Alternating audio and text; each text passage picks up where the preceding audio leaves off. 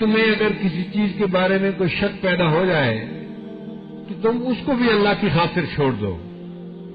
الحلال بین والحرام بین، حلال بھی واضح ہے، حرام بھی واضح ہے، ان کے درمیان میں کچھ چیزیں ہوتی ہیں جو مشتبہ ہوتی ہیں۔ اگر کوئی ایسی چیز ہو تو اللہ کے لیے اس کو بھی چھوڑ دیا کرو۔ اگر ایسا کرو گے تو تم متقی بن جاؤ گے، اللہ کے دوست بن جاؤ گے۔ اور یہ ابھی سے نہیں کام شروع ہوا، بہت پہلے سے۔ چنانچہ 10 ہجری مکہ مکرمہ میں ایک خاتون تھی، سیدہ بدیہ ان کا نام تھا۔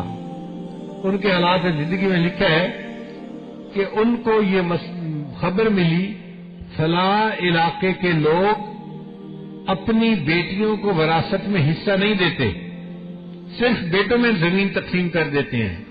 انہوں نے اس علاقے کے جو پھل تھے وہ کھانے چھوڑ دیے کہ مجھے کیا پتا یہ پھل اس باغ کا ہے جس کی ملکیت صحیح ہے یا شرعاً ٹھیک نہیں ہے۔ شک پیدا ہونے پر پھل کھانے چھوڑ دیے۔ امام اعظم حنیفہ رحمۃ اللہ کے پاس ایک آدمی آیا، حضرت میری بکری گم ہو گئی، تو میں تلاش کرو۔ چند دن کے بعد آیا، حضرت کوئی پتہ نہیں چلتا۔ تو میں اچھا یہ بتاؤ بکری کی عمر کیسے ہوتی ہے؟ اس نے کہا جی کہ اتنے سال بکری کی عمر ہوتی ہے۔ تو جتنے سال اس نے کہا اتنے سال حضرت نے مارکیٹ سے بکری کا گوشت لے کر کھانا چھوڑ دیا۔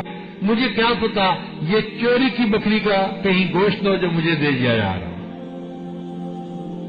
تو شک والی چیز، شبہ والی چیز، اس کو اللہ کے لیے چھوڑ دینا، یہ تقویٰ ہے۔ اور آج ہم بیرون ملک کے ریسٹورینٹ سے چیزیں کھانا پسند کرتے ہیں۔ بھئی انہوں نے کیا چیز اس میں ڈالی، کیا پکایا، ہمیں تو نہیں پتا۔ اگر ہم کھائیں گے تو اپنا باطن کا نقصان کریں گے، اپنی روحانیت کا نقصان کریں گے۔ اس لیے اگر ہم چاہتے ہیں کہ دل منور ہو تو ہمیں شبہ والی ایسی چیزوں سے پرہیز کرنا پڑے گا۔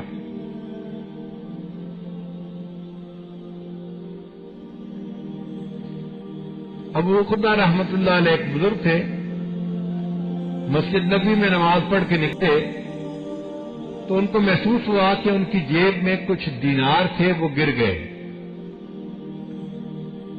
تو دوبارہ گئے لینے کے لیے، ایک جگہ انہیں دینار پڑے ہوئے مل گئے،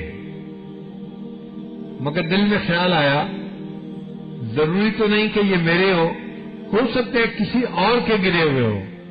اس خیال کے آنے کی وجہ سے انہوں نے ان دیناروں کو نہیں اٹھایا کہ کیا پتا یہ کسی اور کے ہوں۔ تو اصول یہ ہے کہ جب کسی چیز میں شک پڑ گیا اب اس کو اللہ کے لیے چھوڑ دو۔ اور دوسرا طریقہ ہے کہ شیطان انسان کو شہوات کے ذریعے سے گراتا ہے، اس کے ذہن میں نفسانی، شیطانی، شہوانی خیالات پیدا کرتا ہے۔